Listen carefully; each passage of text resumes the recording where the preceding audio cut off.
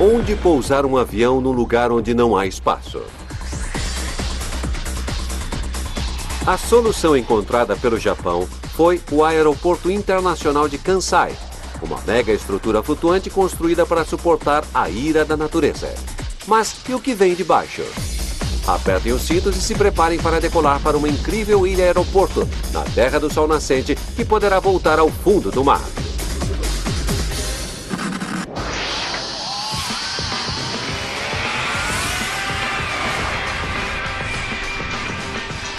Obras incríveis. O aeroporto de Kansai. Esta é Osaka, antiga capital do Japão e área de recreação do último samurai, e que agora é conquistada por uma geração que dança ao ritmo da própria batida. Com 2.600.000 habitantes, uma nova energia levou este lugar a se tornar o centro comercial e industrial do Japão ocidental. Mas, para poder competir com sua irmã maior, Tóquio, Osaka precisava encontrar uma forma de atrair grandes investidores. A solução seria um aeroporto muito maior. Mas as autoridades enfrentavam um problema de dimensões monumentais.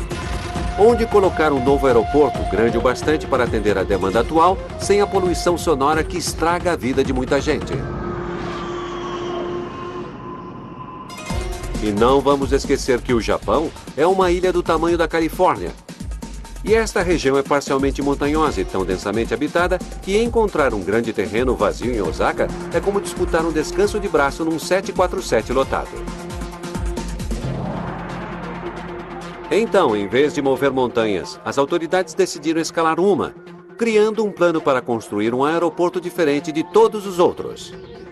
A grande decisão? Se não há espaço para pousar aviões na cidade, por que não pousá-los fora da cidade em outra ilha? O único problema é que teriam de construí-la primeiro.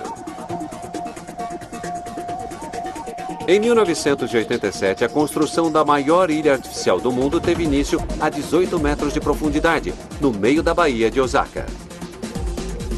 7 anos depois, o mundo ganhava seu primeiro aeroporto internacional, flutuando no meio do oceano por conta própria. Um verdadeiro oásis para os pilotos.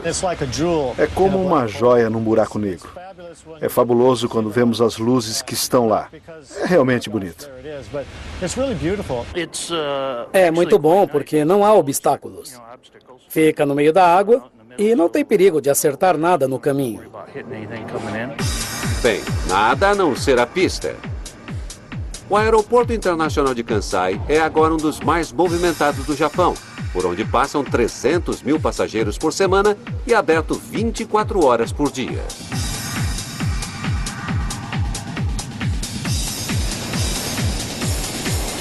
Reconhecido pelo mundo como uma das mais incríveis maravilhas da engenharia do século XX e comparado a mega estruturas como a barragem Hoover e o Canal do Panamá, Kansai foi construído a 5 quilômetros da costa e contém 530 hectares de aterro, formando um enorme retângulo com mais de 4 quilômetros de comprimento e 1.200 metros de largura. É grande o bastante para acomodar toda a região central de Osaka. Ligado ao continente pela mais longa ponte de tabuleiro duplo do mundo, Kansai recebe 55.000 aviões por ano. É uma experiência única para pilotos e passageiros naquela que parece ser uma aterrissagem na água. A água parece muito próxima quando estamos pousando no aeroporto. Dá muito medo. A construção do aeroporto criou uma verdadeira divisão do mar e foi de fato um projeto de proporções bíblicas. É a maior obra pública do século XX e custou no total 15 bilhões de dólares. Com mais de 1 milhão de operários trabalhando mais de 10 milhões de horas.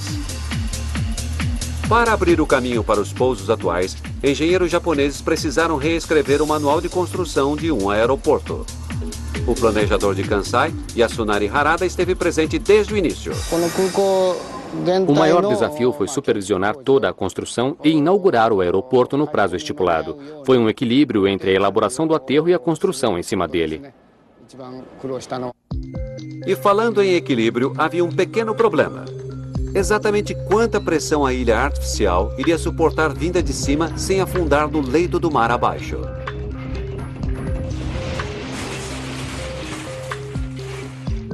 Nunca alguém havia tentado um projeto de aterro tão longe da costa e em águas tão profundas. Os dois fatores poderiam criar problemas. O gerente de engenharia foi Shinya Suzuki. Há um depósito de argila no fundo do mar. É uma camada de argila muito mole. E se ela continuar afundando após a construção, pode causar problemas para o aeroporto. Muito bem. Então o fundo da Baía de Osaka é feito de uma argila esponjosa que pode afundar. Não é o material ideal para ficar embaixo de uma pista de aeroporto. Seria como pousar um jumbo de 360 toneladas sobre um enorme prato de tofu.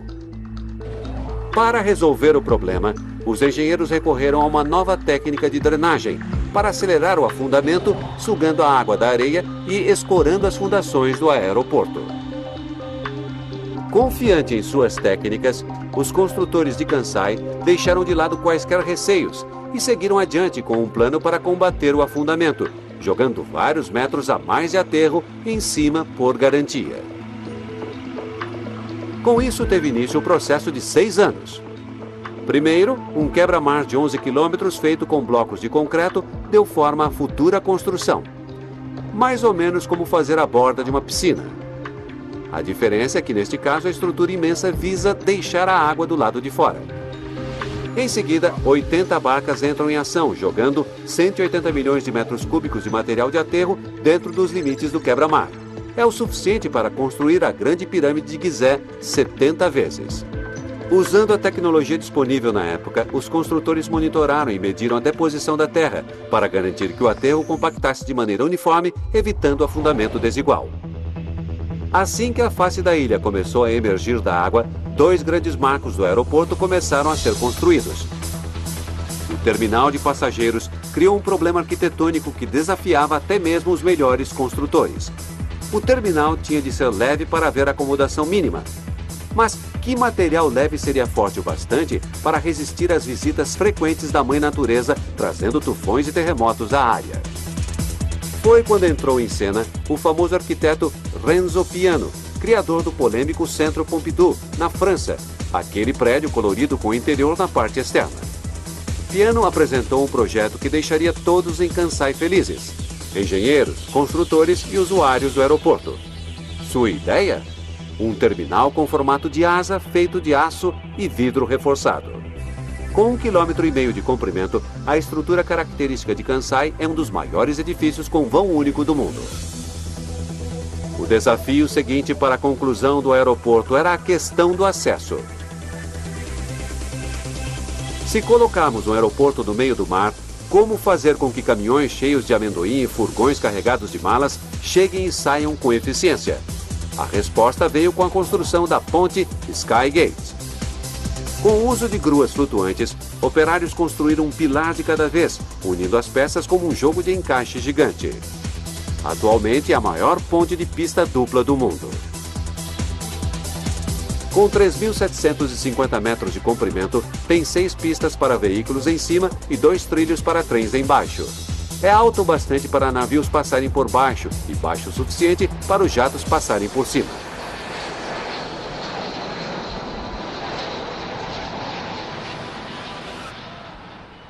Finalmente, após 7 longos anos perfurando, aterrando e construindo o que parecia impossível, este aeroporto aerodinâmico foi inaugurado em 4 de setembro de 1994. E somente no primeiro mês, 10 mil pessoas vinham ao aeroporto diariamente. E elas não iam viajar, só queriam conhecer o plano mirabolante que finalmente havia se tornado realidade. Estávamos muito ansiosos para ver se tudo funcionaria perfeitamente. Eu estava nervoso quando o primeiro voo chegou e tudo deu certo.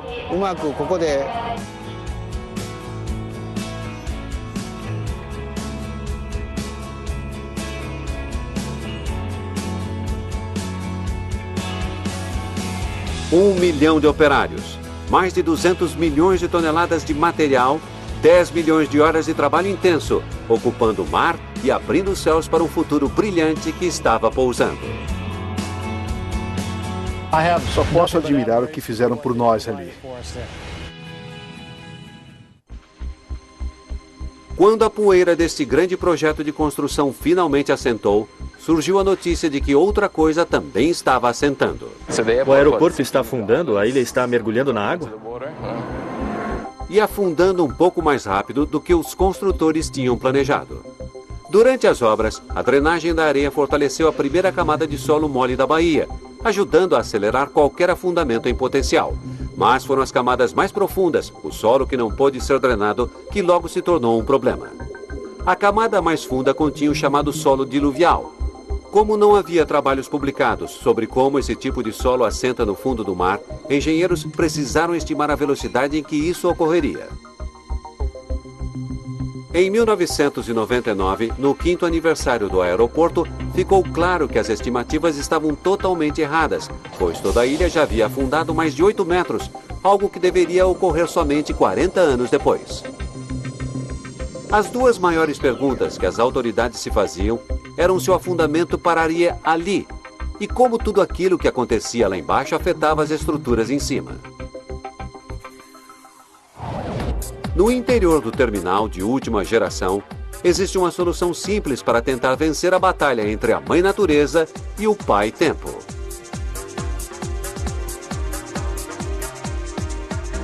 Para ajudar a evitar que a estrutura se separasse nas juntas ou rachasse sob a pressão do assentamento desigual, engenheiros deram uma pequena ajuda às 900 enormes colunas que sustentam o edifício do terminal.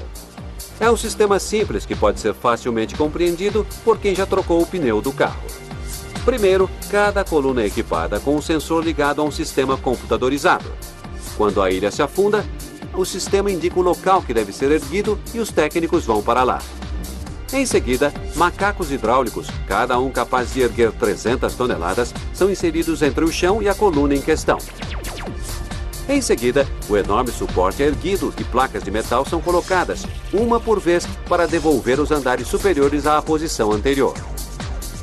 É um delicado jogo de equilíbrio, semelhante a calçar uma mesa que está balançando para evitar que seu saquê derrame. Quando o procedimento é terminado, o subsolo fica no mesmo nível, enquanto o primeiro andar sobe um pouco. Mas quando erguemos o teto de um prédio de 2,7 milhões de toneladas, as coisas no subsolo podem começar a parecer meio estranhas. Por esse motivo, foram tomadas medidas para manter as coisas alinhadas, literalmente. Por exemplo, foram instaladas paredes duplas presas ao primeiro andar. Quando o piso é erguido, as paredes acompanham, da mesma forma no subsolo. Dutos de ar-condicionado estão fixados ao teto e não ao piso, evitando que fios e mangueiras se rompam quando o prédio crescer. Escadas que vêm do primeiro andar ganham um degrau ou dois na parte inferior. E no primeiro andar, os passageiros nem imaginam que essas placas de metal embaixo das escadas rolantes evitam que eles tropecem com a mudança nos níveis. Mas por quanto tempo esse terminal poderá ser erguido, desafiando as leis da gravidade? Se a ilha toda continuar afundando, o subsolo poderá ser atingido pelas ondas provocadas por um tufão?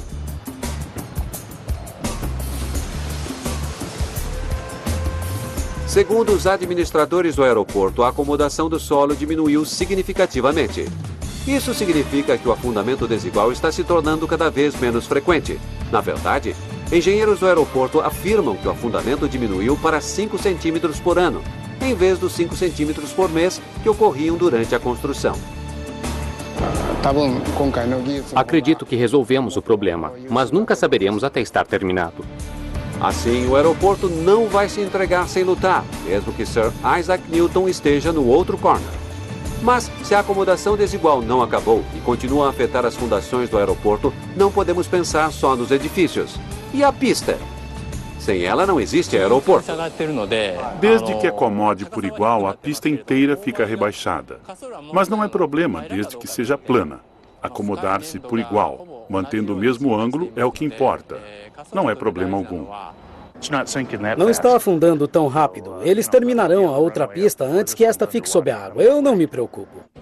Assim, o segredo foi revelado. A equipe de engenharia de Kansai está tão confiante no triunfo sobre o oceano que estão repetindo o feito, construindo uma segunda ilha com uma nova pista. Mas antes que essa ilha da fantasia se torne realidade, como os passageiros se sentem com a possibilidade da pista atual ser tirada debaixo deles. Acho que estamos confiantes na capacidade dos engenheiros japoneses. Eu me preocupo mais com terremotos do que com o afundamento da ilha. E eu soube que toda essa estrutura foi projetada para evitar maiores danos em terremotos. E ele tem razão.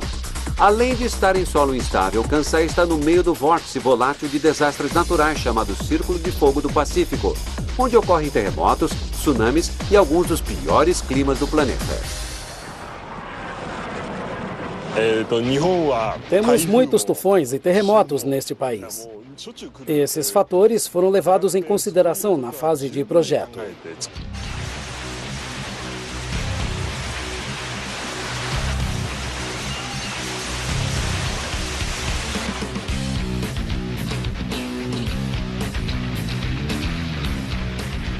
E isso é muito bom, porque em 1995, com o aeroporto aberto somente há 15 meses, um terremoto de 7,2 graus na escala Richter atingiu a cidade de Kobe. O epicentro foi a apenas 29 quilômetros do aeroporto. Não tivemos danos graves devidos ao terremoto. Encontramos pequenas rachaduras, mas nenhum dano mais grave. Enquanto a cidade de Kobe foi destruída, o avançado desenho estrutural do terminal de Kansai resistiu bravamente, provando aos críticos que todos os preparativos e medidas de sustentação talvez sejam suficientes para evitar o afundamento na baía.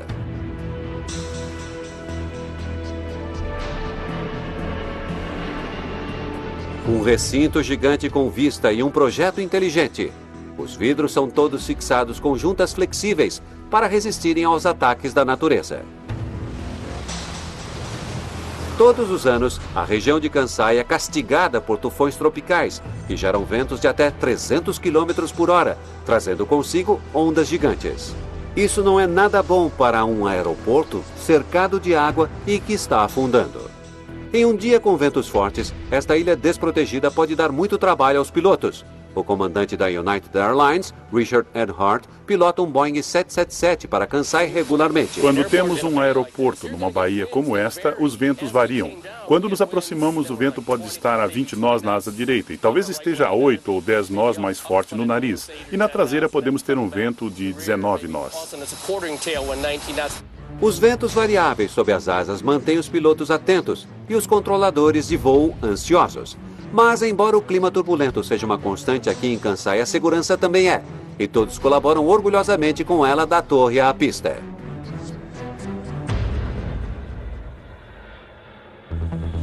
Em 2004, o Aeroporto Internacional de Kansai celebrou 10 anos de operações como o novo portal do Japão para o Pacífico, recebendo viajantes do mundo todo. E embora com 10 anos ele pudesse ser considerado apenas uma criança, comparado a seus irmãos mais velhos como Heathrow e JFK, esse horizonte artificial já estava experimentando algumas dores de crescimento que poderiam ser um pouco prematuras. Todas as decolagens e pousos são feitos em uma só pista, e isso causa algum atraso. Mas quando tivermos a segunda pista, usaremos uma das pistas somente para pousos. É simples matemática.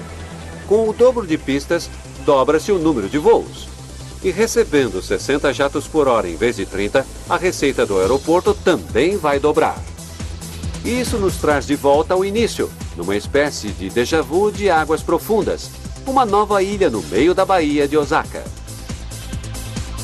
Os planos para a nova ilha prevêem uma pista mais longa, 500 metros maior que a primeira, dando maior conforto aos grandes aviões nos procedimentos de pouso e decolagem. Localizado a apenas 200 metros da primeira ilha, este grande projeto de construção é mais fácil para os engenheiros que contam com as lições aprendidas na primeira vez. O surgimento dessa nova ilha despertou questões que não haviam sido consideradas antes. Primeiro, o fato de que a ilha estava sendo feita ainda mais distante do continente. Além disso, águas mais profundas significam solo mais frágil abaixo do leito do mar, o que poderá fazer esta ilha afundar quase 6 metros a mais do que a vizinha. E por fim, uma nova preocupação. O peso adicional da segunda ilha afetará o nível da primeira, fazendo com que afunde ainda mais? Tivemos a ideia de fazer a segunda ilha, a 200 metros da primeira, para evitar o efeito do peso na ilha antiga. Uma das grandes preocupações na construção da primeira ilha foi a distribuição equânime do aterro. Não o suficiente aqui ou demais ali poderia significar um índice de acomodação desigual.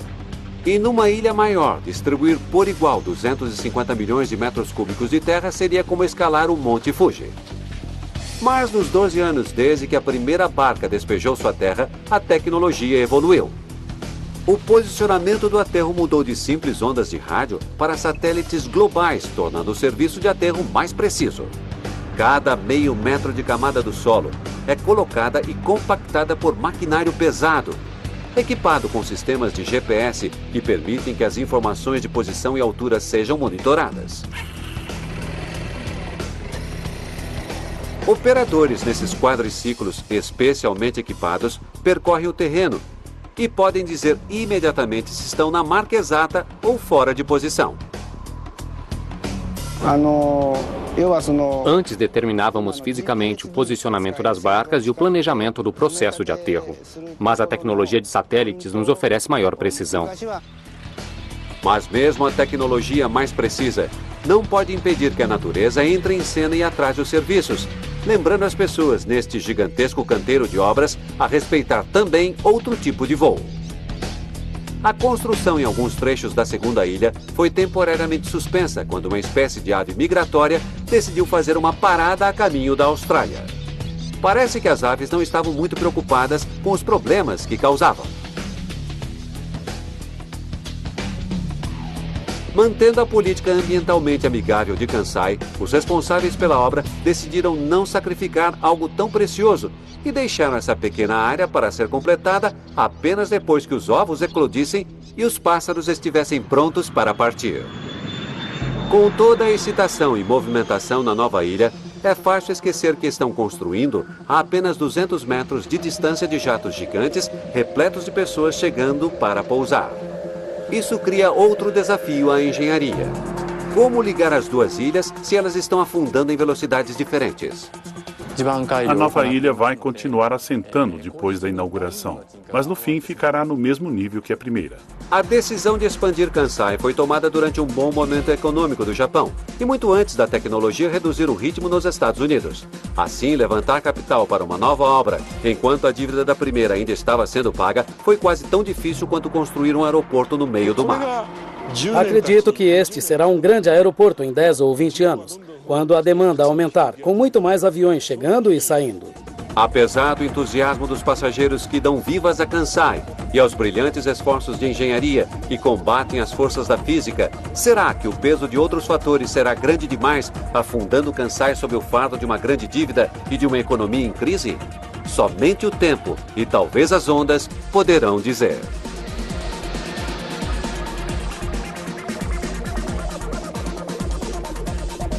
Versão Marshmallow São Paulo.